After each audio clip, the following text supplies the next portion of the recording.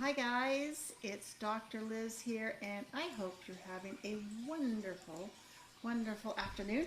Okay, so I wanted to just touch base and say hi and talk about something that maybe is invisible and is being overlooked in your life, right? In your marriage, in your relationships. It's around understanding the myths or misinformation that many of us have, and they can be invisible to us or unknown, and we have them and we take them into our marriage, we take them into our relationships, and our little sweethearts probably are operating under those as well. So I want to just talk about this and let's understand how we might be limiting ourselves, limiting our relationship, and we didn't even know it. Because we don't know it, we don't oftentimes, or maybe we feel this disconnect. We feel something like, oh, we're distant, but we don't really understand what's going on. And you know that the average couple waits 6.9 years, okay, before they seek help, which only makes it worse because we're spending so much time working off on misunderstanding, misinformation, these myths. And I go, no, well, if I were to tell you, watch this, work with the information I'm going to share with you in a little bit and save yourself, was that 2,518 days of misery or, disconnect or not feeling like maybe we made the right choice. So what would you do with 2,518 days of joy, of connection, of bliss? Well, stick with me. I'm going to give you a little bit of some of my Happy Marriage Masterclass tips and techniques and strategies. The first thing is we're going to look at the myths. We're going to do some myth busting. So how do you feel? How do you feel about being married or being a couple? Is that different than when you were single? Do you think about yourself? Do you make different choices? Do you pause? Do you say we instead of like, oh, I'd like to go there? And think about what you might be saying and that's operating under one of these little kind of changes in the roles. And then, how is being a parent to a kid or a critter? How has it changed you? How has it changed how you interact, how you think, what you do? You know, When do I think about that? Okay, think about you as a single, now as a we. Right? And what are some of the assumptions, myths, behaviors that you might be experiencing, or you might think of when I say being a couple? I hear some of these myths. I hear so many things. Being married or being in a relationship means we are best friends and that we have shared interests. Why would we be in a relationship if we don't have common interests? I expect them to be my best friend. Once we get married, we don't need anyone else. And that's a big one. There's a lot of times folks have been married, they've been single, they've had lots of single friends, they get married, they get in a relationship, and they're supposed to get rid of and discard those other friends. That is things. And the only friends we should have are couples friends, right? Those are some of those myths or some of those operating rules that aren't necessarily healthy. Another one is that once we are together, we don't need anybody else. We don't need friends. We don't need other outside influences. We've got the two of us. We should only have couple friends, and we should only confide to each other. Okay? I have another, myth buster. In fact, one of the gentlemen today just said this was operating in his marriage, and was that the man was supposed to be the primary breadwinner and make the most money. And that's not happening in his marriage and his relationship. And so it took him time to kind of get over that and make sure he was encouraging his wife in the way that she needed to. Okay? Another one is old problems go away. Stuff that bothered us when we were single and we were just dating, but then we became a relationship, married, and things, those should just all disappear. Guess what?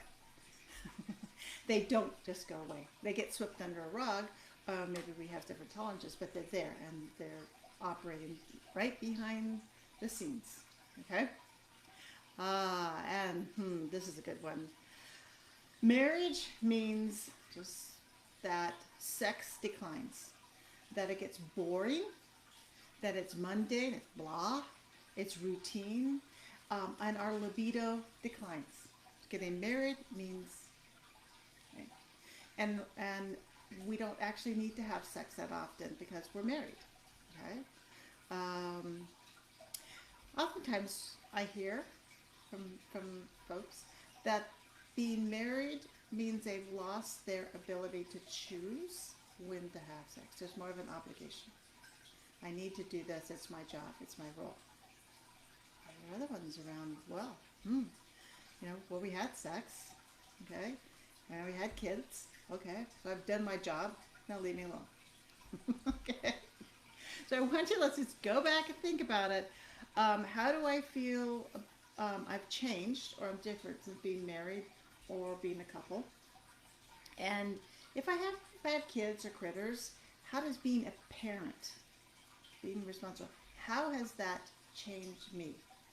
What do I do differently? What do I limit myself? What do I, spice up? Okay. In fact, to illustrate this, before I jump into the 4 simple tips, I was going to tell you about one of my couples that experienced the sex part. All right? Okay. So they dating, everything's great, everything's wonderful, and they had a very robust, active sex life and intimacy life, and she groomed herself well, and he groomed himself well too, and life was good, and they said, I do. Very soon after, life got a little bit more of a rut. He started noticing that his wife would wear the same outfit, and so actually it's Karen and Tim.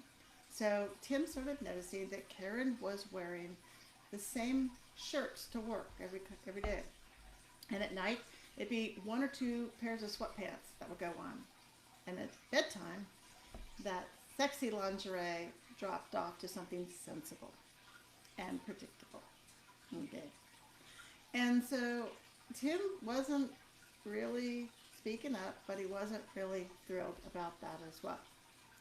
They went on to save money and buy the house and pay off student loans and things like that. So they were really working well as a team, but the bedroom was declining. And he also noticed that she stopped being an initiator, that she stopped reaching out to him, and would at times turn his advances down. Right? And he felt this loss and was confused. But lucky for Tim and Karen, they both said, hey, we need to figure this out because we were so good before. We said, I do. What's wrong? What's going on? So we started talking, and Karen said, hey, I'm married, right? We've got the house. We've got the careers that we want to do. We even have our children. We end up having 2.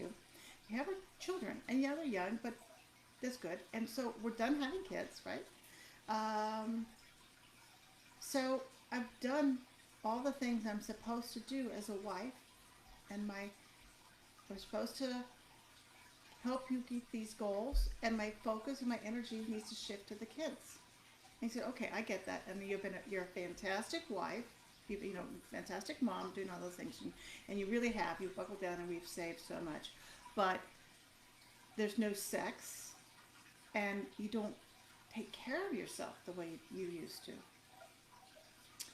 And so Karen started into some of the justifications, and that's what we tend to do, right? We tend to justify the myth, the misinformation. And she said, look, we've been married for 10 years. It gets old. Okay, that's routine. That's what happens in long-term relationships. Sex declines. My body's older. My energy level isn't there. I may be premenopausal, and so my libido drops. That's what happens to older women or women who are married. And she started listing these truths that were in her mind. She's older.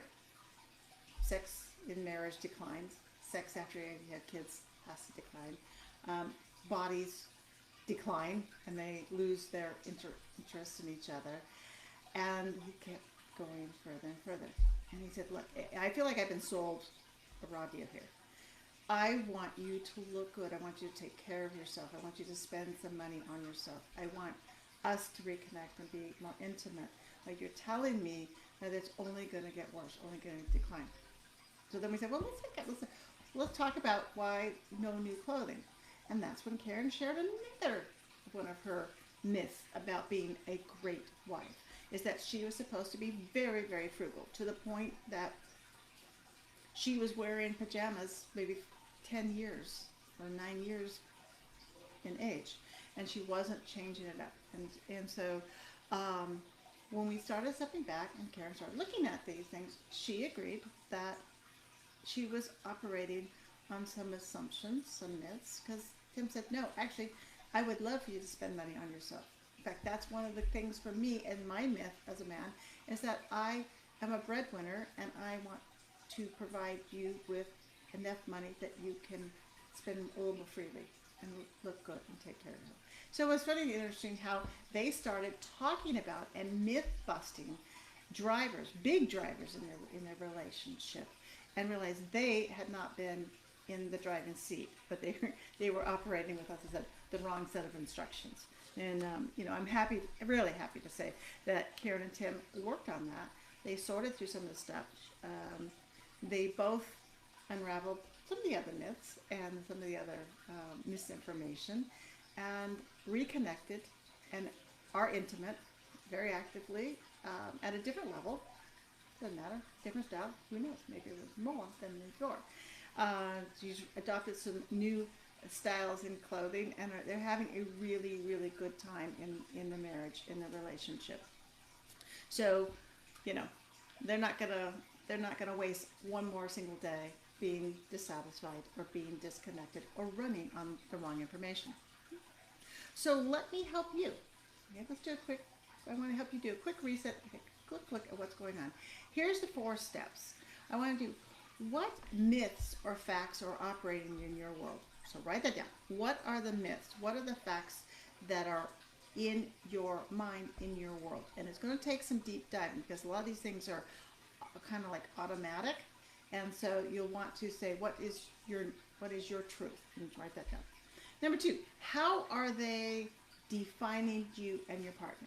Now remember, Karen defined herself as a wife and a mother, and the wife, if we just summarize, was frugal, supportive, put her needs second, third, fourth, fifth on the list, didn't focus on self-care, but she focused on others' care, her kids, her husband, her spouse. She focused on sex was for a purpose, was to have children, and once that was there, it was okay to opt out. And then when she wasn't maybe honest about some of that, she opted out by rationalizing or justifying it with, hey, I'm old, premenopausal, I'm tapped out, whatever it might be. Okay? So see how you're supporting these truths. Number 3, how are the myths, these misinformation, holding you back? Maybe your spouse or your partner has some, and so how are they holding them back? Right? Write those in.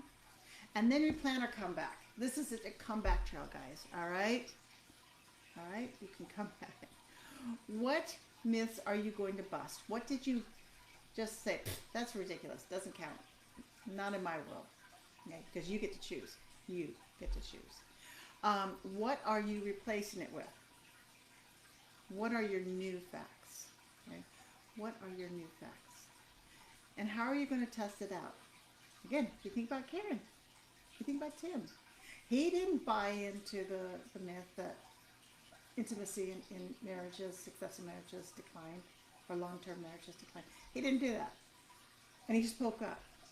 Okay, so he busted that myth with Karen's help, with my help, with their instruction, and they broke it down so that they replaced that with, no, successful long-term marriages can have sex they can have self-care, and it is very healthy and very important to learn how to put yourself first. Okay? So they're testing it out. How are they testing it out? Every single day. So what about you? How can you be testing this out? Right? Okay. Right. So do those myth busting and drop back in and give me some tips, some tests, what you find out, what you do. Because what would it feel like? I mean, seriously, what would it feel like if you were like Tim and Karen and you were able to address and look at these myths that are operating in your world, and it was simple and it was easy and it was doable and fixable? What if we could give yourself back, instead of waiting the 6.9 years, or what is it, 2,518 days? What if you waited not one more day and you got the tips and you got the tools to make that happen? The other part is that about, I want to think about is making this a priority for you, is that ignoring the declining relationship, ignoring the dissatisfying day after day, that's so costly. Your happiness, your feelings of satisfaction is priceless, and to me it's devastating, because my passion is to prevent one more woman and one more relationship from being divorced or feeling disillusioned or disconnected. So help me out on my quest, okay? The other thing is that I have something to help you. It's my Happy Marriage Masterclass. And what I've done is I've identified 10 key areas where relationships and marriage often falter or fail, right? You don't have to guess. There's no second guessing. I've done that for you. In my years of 35 plus years of working with couples and in my profession, I've identified 10 key areas that most relationships will falter or fail in, or just get blah, just get distant, distilled out, all right?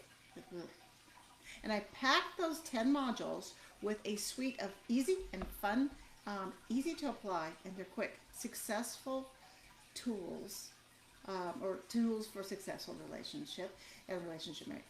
And the thing is, you don't have to wait. There's no waiting to see if they are ready to sit down and go over that, or they are feeling like they're in the mood, and you've kind of done the environmental management going, you have to look like they got enough energy. I'm going to ask them if they want to sit down and go through this video with me or talk about this activity. Don't even have to wait. It's designed so that you can step in right now and start working on and influencing from your spot. Okay? It's accessible 24/7 with lifetime access, and it's self-paced. The best part for me, I like, is that you get to be your own expert. You get to be the driver of where you think your marriage or your relationship should focus. So you get to drop in, look at those 10 modules, pick the topic that you feel most compelled or most driven to. Right? I've added other bonuses, guys. There's videos where I walk you through and I explain the topic in depth. I give you real life case examples, which shows you how it's applied. So just like you and me, people, and how they've had a problem, they've had an issue, and they've applied, my techniques, my tips, and faced and fixed the issues. They're fun and doable activities. These are not boring, these are not painful, they are fun and doable, and it lets you practice, it lets you build success and feel successful right away. And there's printables, so that you can download the lesson, review it, maybe like, okay, my goodness, I'm in line to pick up the kids from whatever soccer or karate or whatever camp, or I'm waiting now, like you go and wait for the vets. You're in line. You can always have it at your fingertips, ready to review or work through the next lesson. Along with it comes a private Facebook community of supportive and like-minded women who are focused on having a better life for themselves, a more connected life, satisfying life, that also can include their relationship and their marriage, right? It's a no judgment free zone. It's a judgment free zone. And I do weekly live trainings. And I just got a library of some past videos and topics just waiting for you. Plus, okay. If there's a need for extra time in Morning 101, there's Dr. Liz, which is a one-on-one with me, and then access with me through Voxer, which is like a walkie-talkie all throughout the week. So if you have a thought, you run into a snag, you get a question, you just Voxer me, and I'm there, right? So do me a favor, check out the Happy Marriage Masterclass in the link below. Wander through it, look at the course, look at the topics. Believe me, these are 10 of the most important, critical areas that couples and relationships often falter and get stuck on. So, let's do some myth busting. Let's get your life on track. If your life's on track, let's make it, marriage is on track, let's make it even more rock starable, right? Don't settle for good. Let's go for great. Let's not settle for great. Let's go for outstanding. And I don't know what the next word would be. Anyway, take care. Thank you so much for joining me today. Drop your comments, drop your questions in. If you have some more topics that you'd like me to talk about, share those with me too. Or DM me. Take care. Bye-bye.